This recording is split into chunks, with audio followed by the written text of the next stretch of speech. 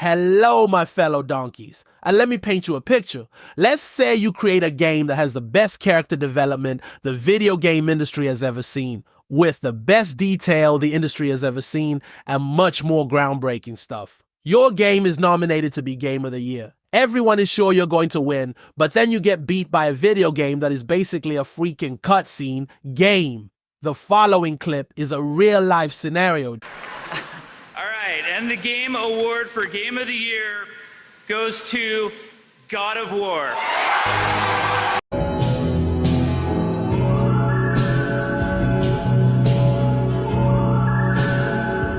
Don't get me wrong here, fellas. I like God of War. I grew up playing the franchise, and I love Kratos. But let's be real.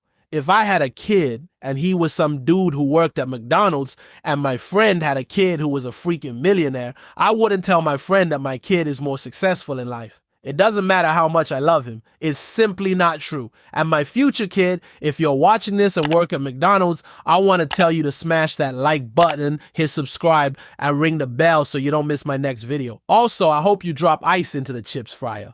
So why is Red Dead Redemption 2 the best video game of 2018 and also, in my opinion, one of the top 2 games of all time? Let me tell you. But first, if you played the game and still don't know why, do me, your mother, father, grandmother, and all of your stupid ancestors a favor and just donate your brain to science so we can find the cure for retards. Now, let's talk about the world of Red Dead Redemption 2. This isn't just an open world, it's an open life. Rockstar didn't just create a map. They created a living, breathing universe. Every tree, every shadow, every NPC feels like it has a purpose. The world reacts to you. Slaughter everyone in Valentine and be sure that the bounty hunters will try to catch you if you're in the area. God of War. Yeah, the world was beautiful, but did it feel alive? No, it felt like my heart does every morning dead. In RDR2, NPCs follow daily routines. Working, eating, drinking, and sleeping. Predators hunt prey, and scavengers like vultures feed on carcasses. Snow, rain, fog, and thunderstorms occur naturally, impacting visibility and gameplay. Trains and stagecoaches run on realistic schedules. And this is only a short list of the countless details in the game. But I will be real with you guys, this isn't why RDR2 should have won Game of the Year.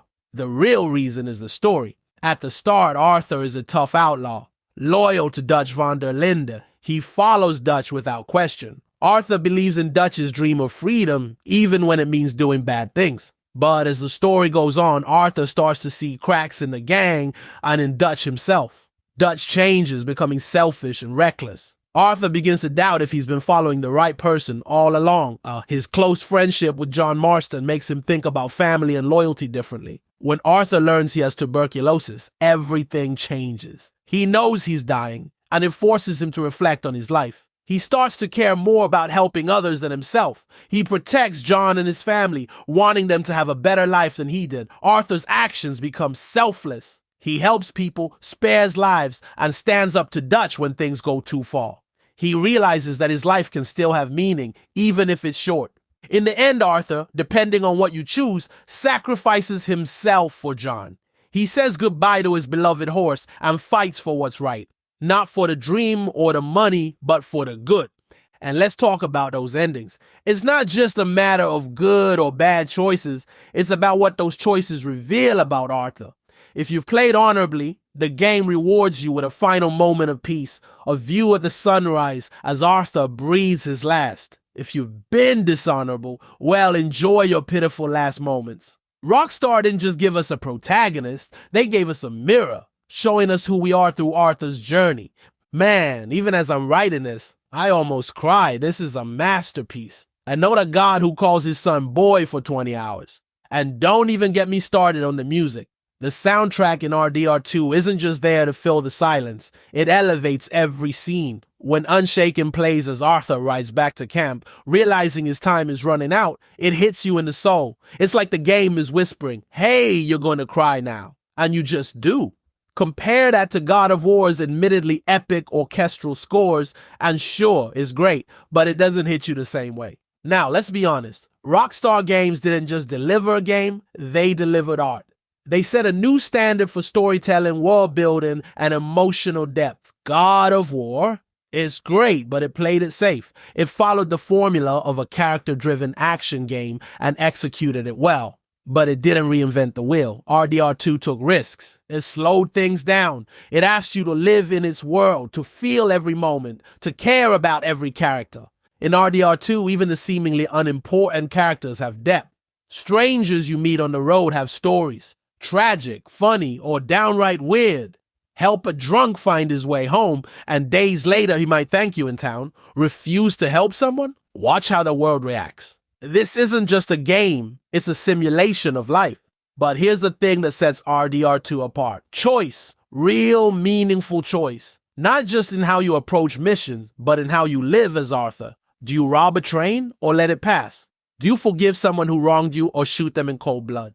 Every choice shapes your experience, and more importantly, Arthur's legacy.